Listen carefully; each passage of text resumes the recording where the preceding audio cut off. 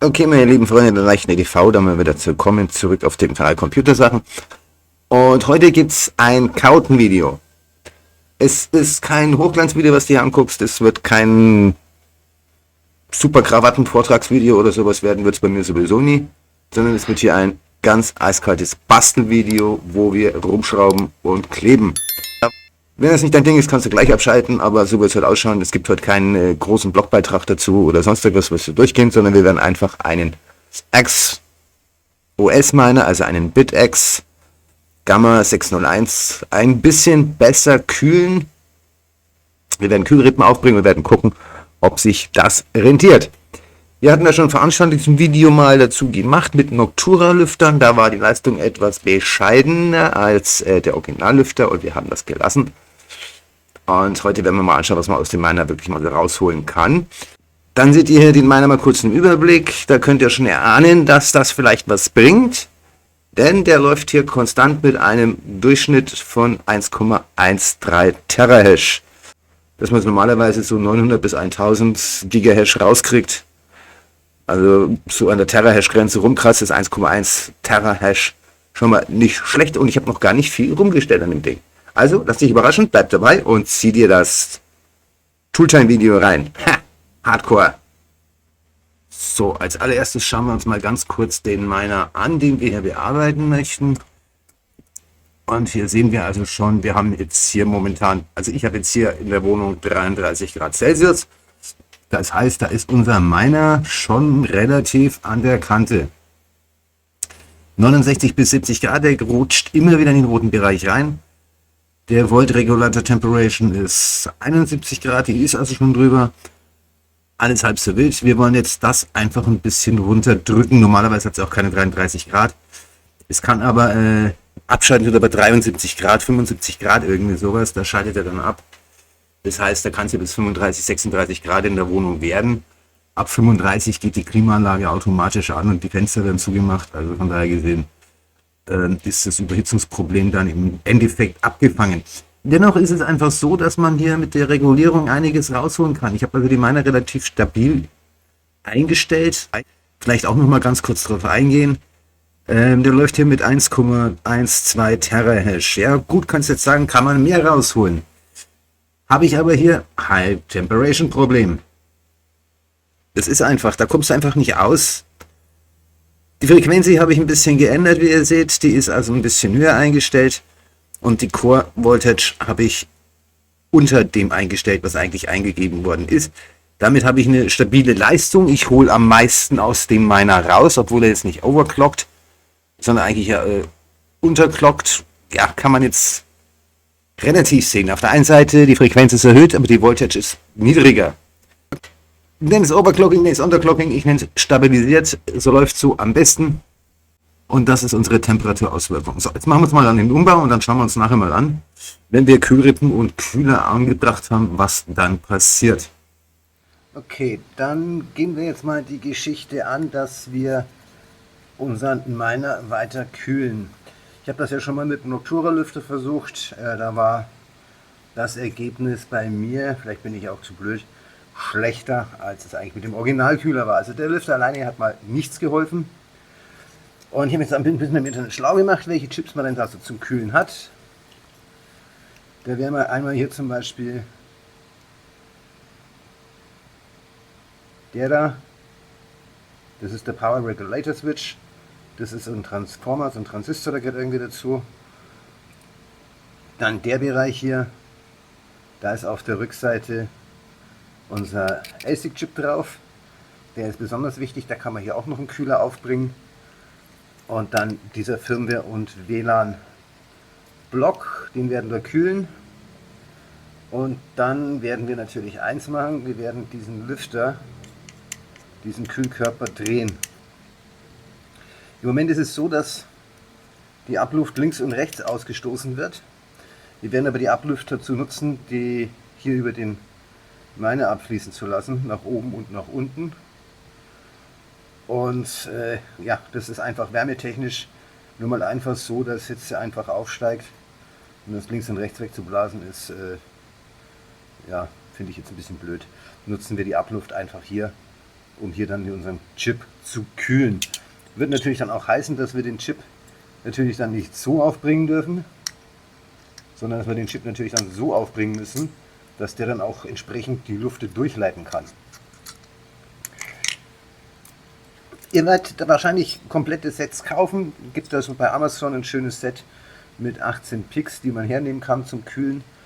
Ich habe Kühlkörper aus dem Elektronikshop geholt, die kriegt man hier kostenlos. Und wie du hier siehst, habe ich die auch selber gesägt. Dann die Klebereste auch beseitigt. Da solltet ihr wirklich immer darauf achten, die Klebereste müssen runter. Das Ding muss möglichst gut kleben, damit das alles super läuft. Das ist schon mal ein ganz wichtiges Ding. Dann habe ich hier die verschiedenen Größen zusammengebastelt, die ich so brauche. Da hätte ich jetzt einmal den. Der kommt hier oben drauf. Das ist jetzt bloß ein zweispuriger. Natürlich immer ein bisschen größer, damit er mehr ableiten kann. Dann den Dreier hier für den Regulator, Power Regulator Chip. Die werden immer schön heiß. Den habe ich zurechtgesägt für den Bereich. Der passt hier auch wirklich genau rein. Da kann ich jetzt rumschieben, ohne dass ich irgendwo hängen bleibe. Das ist genau richtig. Ihr solltet wirklich auf die Passform achten, dass es dann wirklich auch läuft. Und hier dann den drauf. Was du jetzt so ziemlich hernimmst zum Schneiden von Kühlkörpern, ich habe zum Beispiel meinen Schraubstock, habe das auch eingespannt, ist einfach wichtig, dass du aufpasst, wenn du sie geschnitten hast, dass du mit einer Feile die Gräten abmachst, den sogenannten Grat, weil die sind rasiermesserscharf. Und was auch wichtig ist, dass ihr hier, da siehst du zum Beispiel jetzt Klebereste, dass ihr die einfach mal runter macht. Das geht mit ein bisschen Waschbenzin drauf. Du kannst du das ein bisschen einweichen lassen hier. Und dann nimmst du da einfach einen Ceranfeldschaber und dann kannst du das hier runterschieben. So, jetzt haben wir erst das Problem, wir müssen erstmal so einen Lüfter runterbauen und das Ding demontieren. So, dann werden wir erstmal unseren Lüfter abschrauben.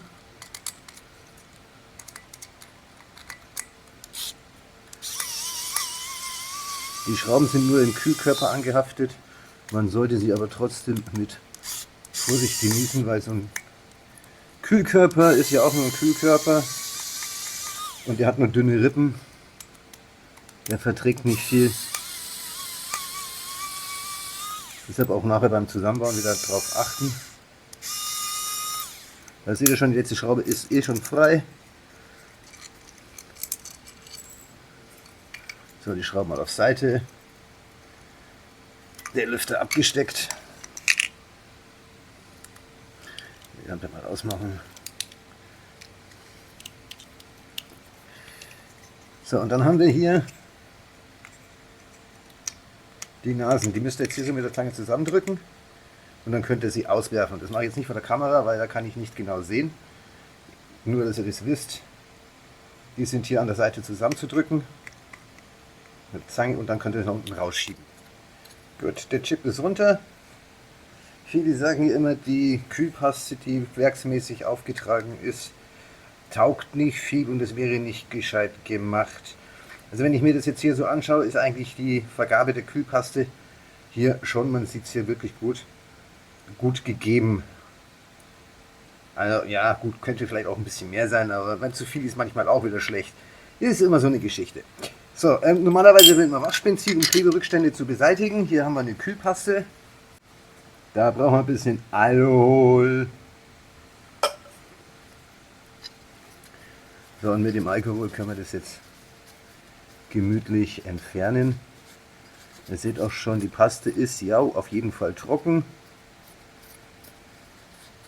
Könnt auf alle Fälle was ausmachen, könnt ihr mal wieder in die Kamera reingehen, dass man das auch sieht. Hier einfach wirklich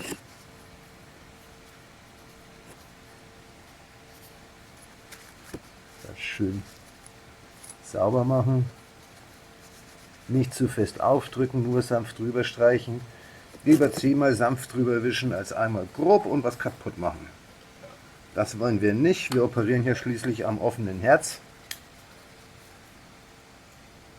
Und ich würde sagen, hier klebt noch, klebte noch.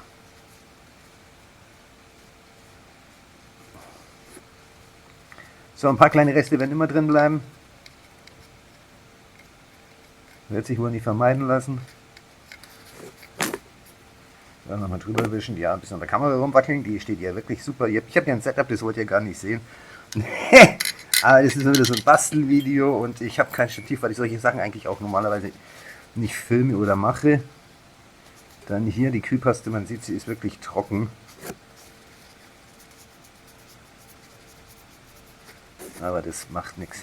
Bei der Kühlpaste, wenn ihr welche kauft oder bestellt, achtet darauf, dass ihr eine gute erwischt. Nehmt sie ein bisschen mehr in die Hand. Silberanteil ist ganz gut, wenn er hat. Sollte man nicht verachten. Und zum Setzen des Kühlkörpers jetzt dann auf den Miner achten wir einfach darauf, dass wir hier und gegenüberliegend hier schon mal einen Punkt vorbelegt haben mit den Stiften. Die anderen zwei Stifte, die habe ich hier an der Seite liegen. Jetzt habe ich den Alkohol umgeschüttet. Oh, ich muss am Sonntag wieder in die Kirche. Uiuiui. Ja, jetzt ist ja, und schöne Tücher rumliegen, da kann man das wegwischen. Halb so wild. Ich mache mal die Schnapsbottle zu. Geht das hier noch in die Hosen? Den auch noch mit Vollrausch ein Video aufnehmen? Nee, machen wir nicht. So. Das ist zum Beispiel eine gute kühlbasierte Silberbasis. Wie gesagt, ich möchte nicht schon wieder an den Preisen rumnörgeln und Werbung machen. Dies ist übrigens keine bezahlte Werbung. Ich benutze nur das Zeug, was ich mir sowieso privat kaufe und produziere daraus ein Video. Es gibt keine Kooperationsverträge und es ist ein freies Video ohne Gegenleistung, ohne Werbeanteil oder sonstiges. So, auf den Chip tragen wir so ein bisschen auf von der Kühlpaste. Da sind wir jetzt auch schon ein bisschen hoch, das sollte uns reichen. Kühlpaste natürlich wieder sauber verschließen. Die Finger wieder abwischen, weil das Zeug hast du überall. Wenn du da was verschlabberst an die Finger, mach das gleich weg mit dem Alkohollappen. Hatte also wieder einen Vorteil, dass man was verschüttet hat. So, das haben wir gut aufliegen und jetzt setzen wir den Kühler so, dass die Kühlrippen nach oben und unten gehen.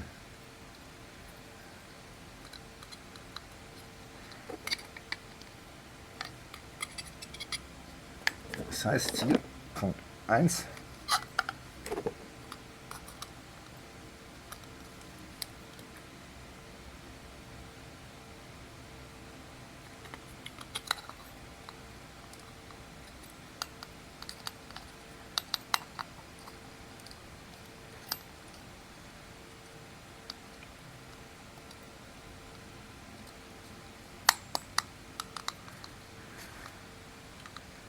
Ich muss mal ganz kurz aus der Kamera rausgehen.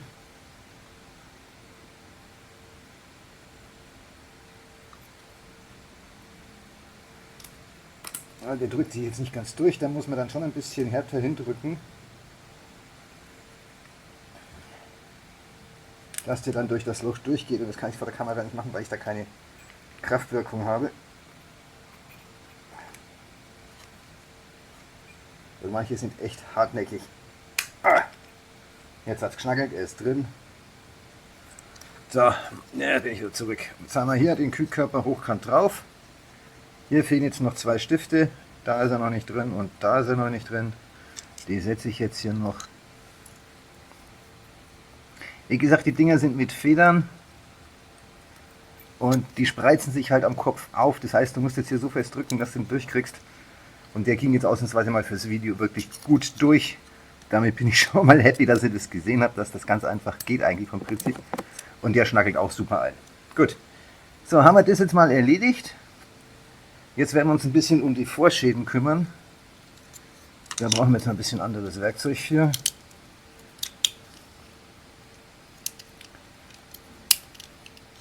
Und zwar, wie wir hier sehen, sind unsere Kühlrippen jetzt hier schon etwas verbogen. Nachdem wir dann wollen, dass unsere Schrauben natürlich gut halten, werden wir jetzt damit anfangen, unsere Kühlrippen wieder mal so ein bisschen in Position zu bringen, wo sie eigentlich mal bei der Herstellung waren. Hat das was geknackt? Ja, hat was geknackt. Der ist der Stift nicht richtig durch, jetzt ist er drin. Das sollte dann schon fest sein.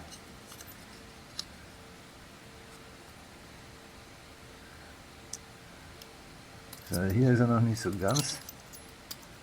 kannst du also wirklich mit dem Messer so dazwischen gehen, das ist so die beste Alternative. Und dann im oberen Bereich drücken und auf der Gegenseite unten dagegen drücken, weil du dann natürlich die Hebelwirkung auf den oberen Teil der Lamelle hast und sie dann oben einbiegst, auf der anderen Seite den unteren Druck der Lamelle von gegenüber nutzt und diese nicht verbiegst. Und so kannst du die eigentlich recht schön wieder in Position bringen. Das wird dir dann auch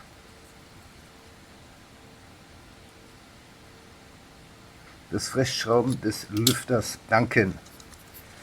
So, wir werden dann noch sehen, ob wir noch ein Y-Kabel aufstecken und einen zweiten Lüfter auf der Rückseite montieren. Ich habe immer noch den besagten Noctura-Lüfter, der dann nichts brachte.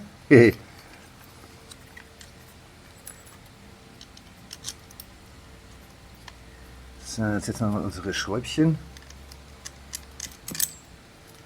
Jetzt müssen wir erstmal gucken, wie wir das gut platzieren.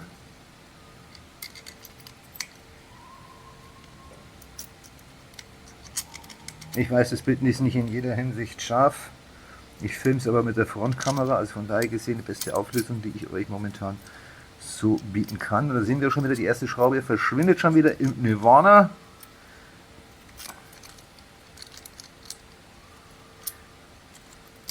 Die auch. Wenn wir darauf achten, dass wir hier so ein bisschen Vorbelegung auch richtig haben. Ist nicht so ganz wirklich irgendwie in der Mitte. Das mag ich jetzt irgendwie gar nicht. Jetzt werde ich ihn einfach mal so halten. Auf Mittelpunkt. Nehmen wir die Schräubchen nochmal raus. Ja, jetzt versuchen wir das mal auf Mittelpunkt, ob wir jetzt hier die Schrauben dazu bringen, dass sie beißen. Ja, die tut's. Dann ist er irgendwie noch ein bisschen schief. Jetzt wäre er gerade. Okay. Ja, das ist so ein bisschen die Fummelarbeit. Wie kriege ich denn hier meine Schräubchen drin, dass die auch halten?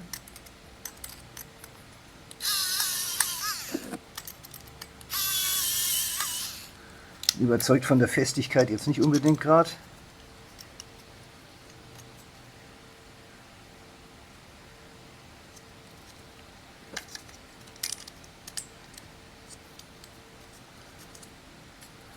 Die will jetzt, glaube ich, gar nicht.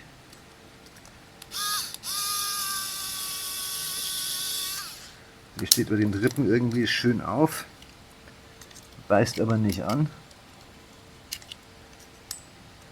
Dann versuchen wir es eben so.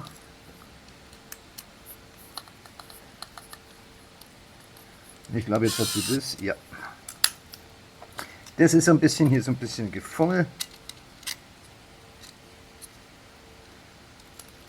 Die hat wieder Biss, das schaut gut aus.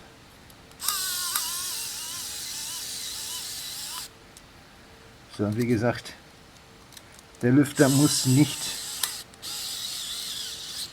abdecken, er ist nicht geklebt, er bläst einfach nur in die Kühlrippen rein. Das heißt, der muss nicht so hundertprozentig komplett aufliegen.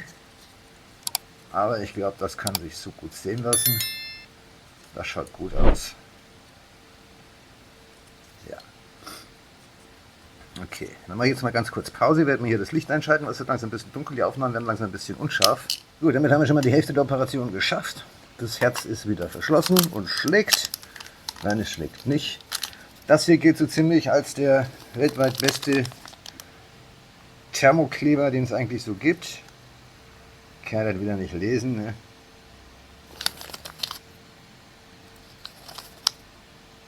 Hetzking passt, da steht einfach bloß drauf. Und das ist auch ein Kleber. Gilt weltweit eigentlich so als der beste, solltet ihr eigentlich auch dann bei Amazon oder so bekommen. Ansonsten in Asien, Lazada hat ihn, Shopee hat ihn und ach, schlag mich tot. Alibaba war euer Liebling. Ja, Alibaba hat ihn auch. So, jetzt ist natürlich wichtig, wenn wir kleben, wir müssen das anständig kleben. Das Ding ist noch zu. Jetzt gibt es bestimmt gleich wieder Sauerei. Tuch liegt bereit.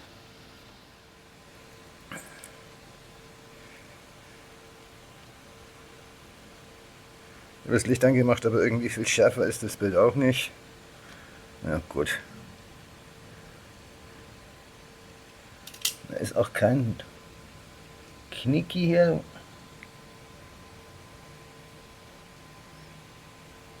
Ja. Da jammert noch mal einer rum, chinesische Produkte taugen nichts. Hey, alter Schwede.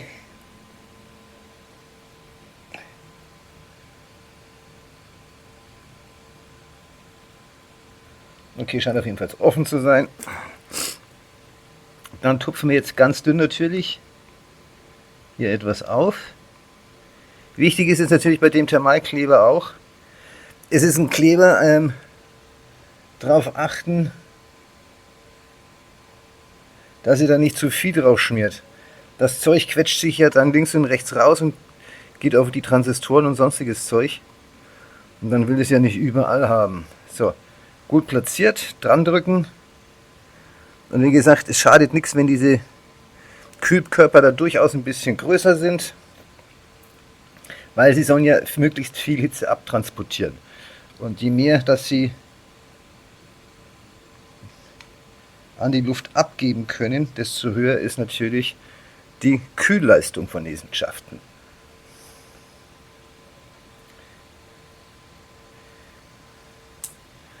So, dann haben wir den zweiten. Den habe ich jetzt natürlich vielleicht ein bisschen unglücklich geschnitten. Da hätte ich fast 3 Rippen nehmen können.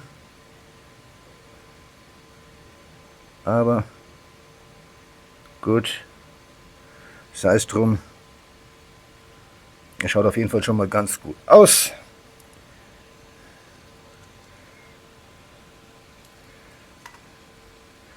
Jetzt mache ich das mal ausnahmsweise andersrum. Wichtig ist natürlich auch für den Kleber, dass eure Kühlrippen, Flächen, da wo ihr den Kleber auftragt, natürlich entsprechend auch gereinigt sind, dass der möglichst gut arbeiten kann. Und hier siehst du das also auch ganz schön. Der Kleber drückt sich hier links und rechts ein bisschen raus. Und genauso sollte es sein. Hier drüben ist er noch nicht fest. Ich weiß jetzt nicht, wie lange das dauert, bis der ausgehärtet ist.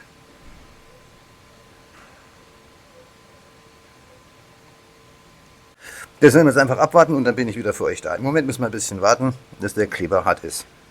So, ich war jetzt dabei mal schon ein bisschen fleißig und habe mal die Rückseite ein bisschen ausgebrochen. Und ich werde jetzt einfach sagen, wir legen den auch wirklich hier rein, um jetzt unsere neuen Kühlrippen hier noch aushärten zu lassen. Das passt also wirklich super. Ne, passen schön rein, also wie gesagt schön ausgebrochen, damit sie auch wirklich durchkommen, weil sonst hast du das Problem, dass die aufstehen und das ist Weichplastik, das kannst du hier wirklich sehr leicht brechen. So, jetzt haben wir natürlich einen Vorteil, wir können den hinlegen und können jetzt auf der Rückseite schon mal unseren Chip kleben. Da haben wir gesagt, die Kühlrippen im Lüfter, damit der da schön durchbläst, ne?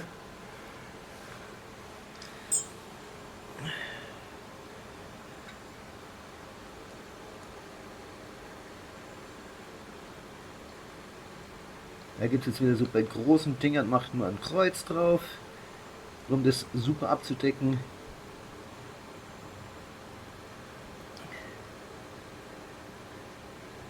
Da gibt es die verschiedensten Dinge, verschiedene Punkte. Meistens sind immer so die Ecken so ein bisschen ein Problem, da so ein bisschen extra drauf tippen.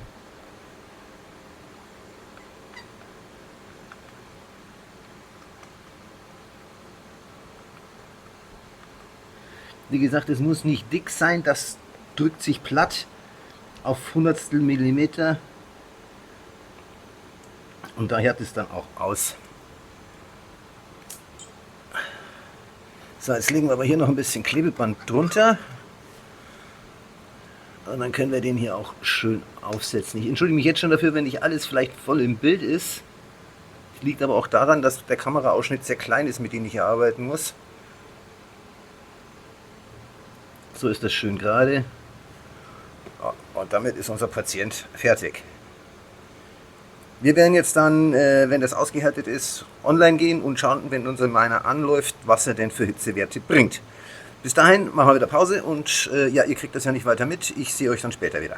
Okay, gut, ich habe jetzt auf der Rückseite, sieht man hier unten, da sind der ASIC-Chip drunter, hier oben ist die Powerspule und der Regulator, der Voltage Regulator. Die kriegen jetzt hier nochmal einen Kühler. Habe ich mit einem Y-Kabel hier kurz mal angeschlossen. Okay, die Verkabelung ist jetzt noch nicht okay.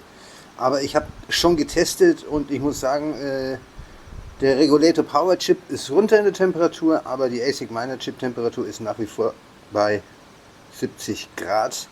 Das heißt, bis hierhin hat die ganze Aktion noch nichts gebracht.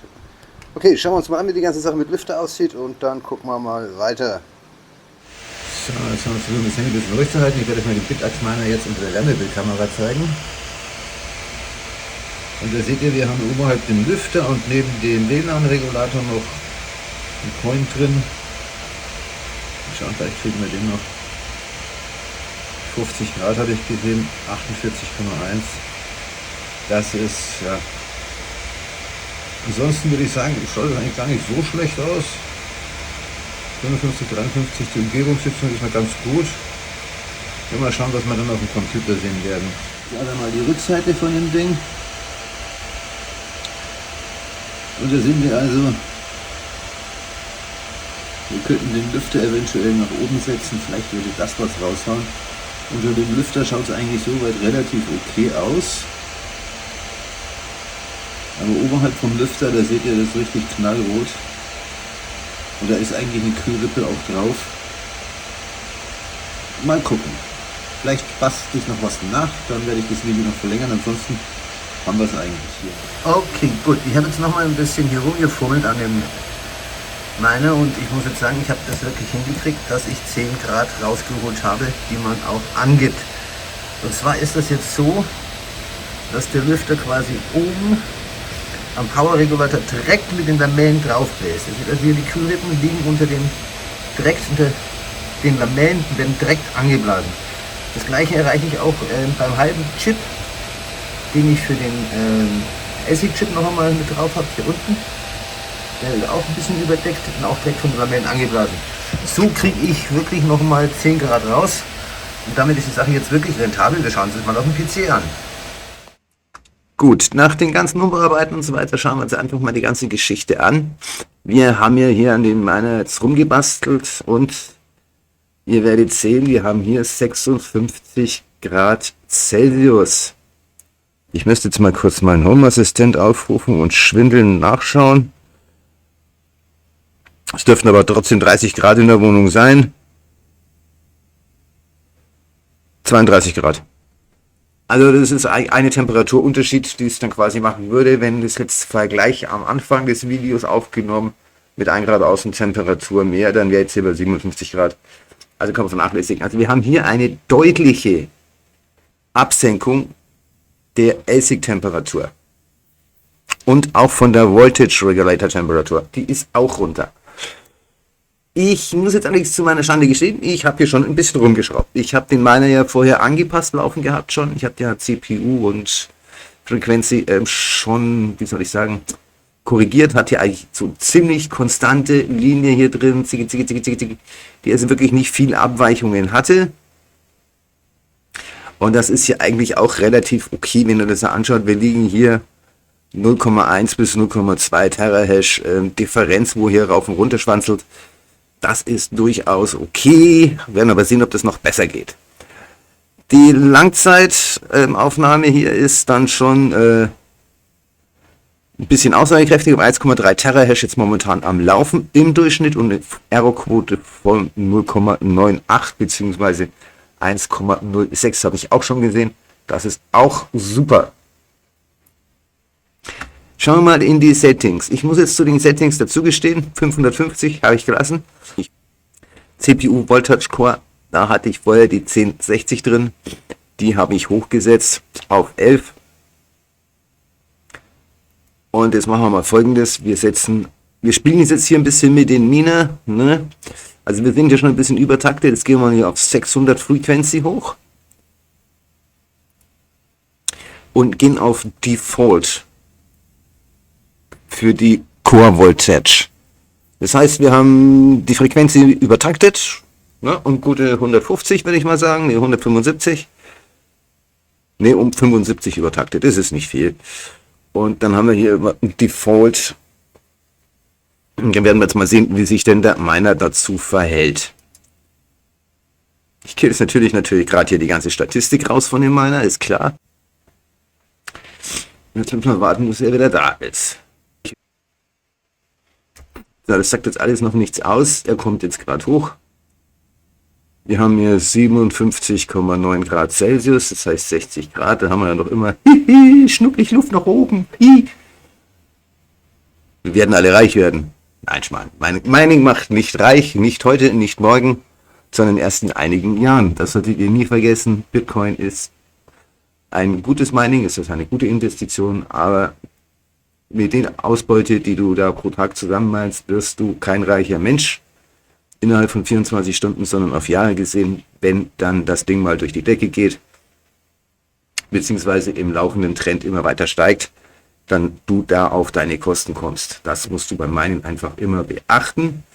So, und jetzt sehen wir hier wunderschöne gerade Linie. Die ist also wirklich sehr schön ausgelastet. Wir haben 1,2 Terahash durchgehend, fast komplett ohne große Schwankungen. Also ihr seht, diese Schwankungen hängen immer mit der CPU-Voltage zusammen, dass es zu niedrig ist, beziehungsweise dass die Frequenz irgendwie zu hoch oder zu tief eingestellt ist. Immer mal einen Wert ändern, gucken, wie verhält sich denn der Miner dann so wie jetzt. Wir haben jetzt 60 Grad. Da haben wir immer noch massig Luft und wir laufen jetzt hier 1,26 Terahash. Das heißt, 1 Gigahash mehr. Das ist schon nicht beachtlich. Das ist wirklich gut. Das ist jetzt also schon mal mehr, als ich mir eigentlich erhofft hatte, aus diesem ganzen Zinnober rauszuholen. Und wir haben eine Errorquote von 0,1407. Müsste man jetzt ein bisschen abwarten. Allerdings wird er jetzt auch nicht heißer. Ich würde sagen, wir können jetzt zum nächsten Check übergehen. Wir setzen ihn noch weiter hoch. Was sagt er denn, wenn wir 625 nehmen?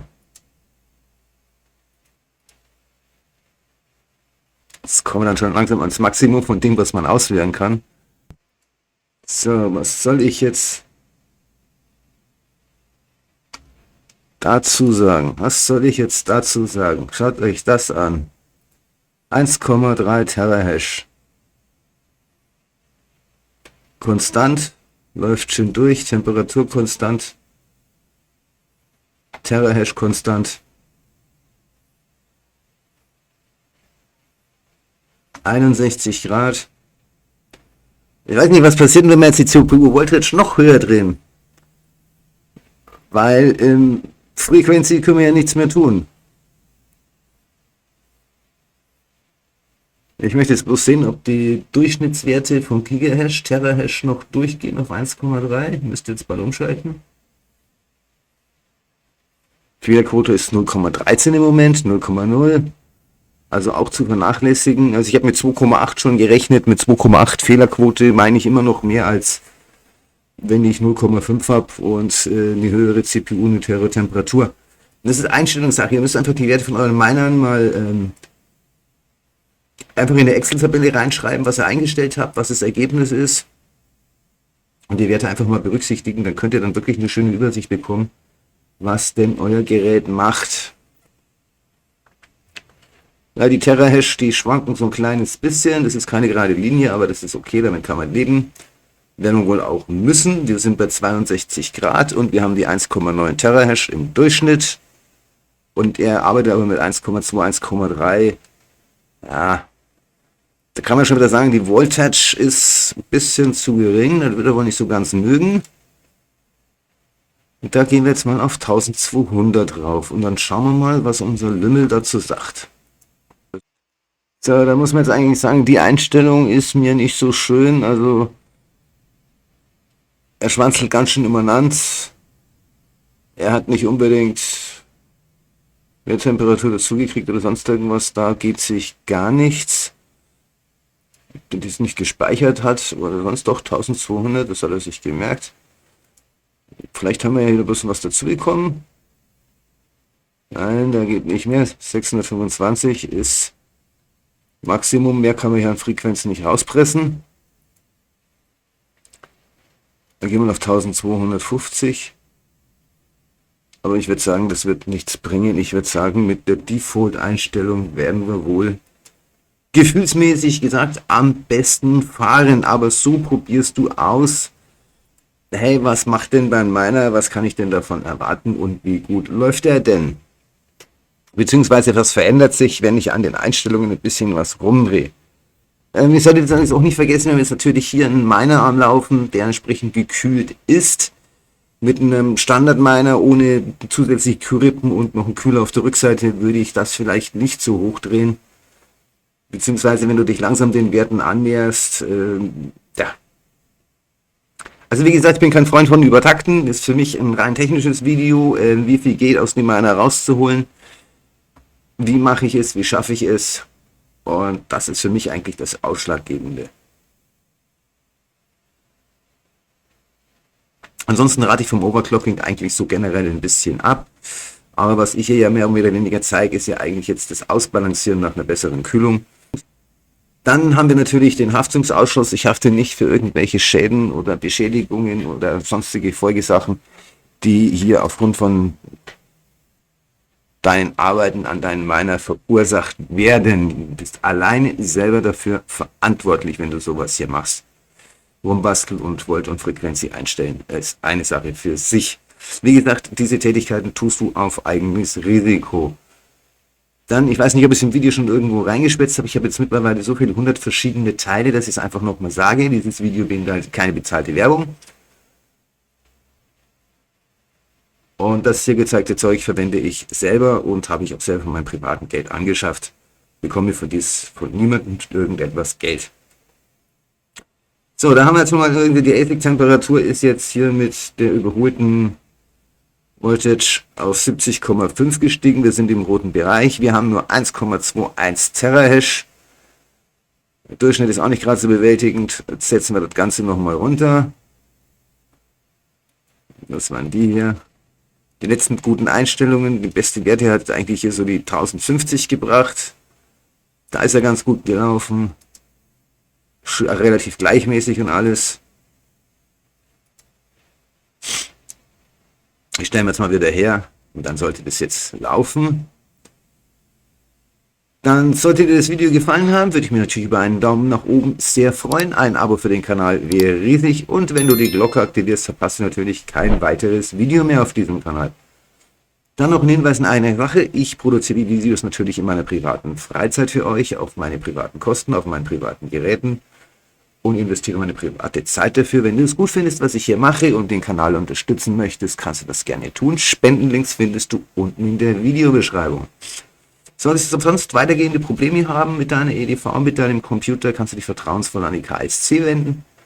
Das ist ein weltweiter remoter Dienstleister. Den Kontakt verlinke ich dir auch unten in der Videobeschreibung. Da wirst du geholfen für 25 € die Stunde. Ohne Vertragsbindung, einfach nur Auftrag gegen Rechnung, ohne Ecken, Haken, Ösen, Abos oder sonstige Fallen. So, dann zurück zu unserem Miner hier, 1,28 Terahash, das ist das, was also wirklich gut läuft. Und hier läuft er auch schön konstant durch und wir haben hier unten zu sehen eine ausgeglichene Temperatur vom ASIC und wir haben eine Voltage Regulator Temperatur von 58, das ist auch wirklich gut, da kann man jetzt eigentlich nicht meckern. Ich würde sagen, so haben wir den Miner gut konfiguriert. Ja, da läuft er wirklich schön. Dann danke fürs Dabeisein und bis zum nächsten Video. Ciao.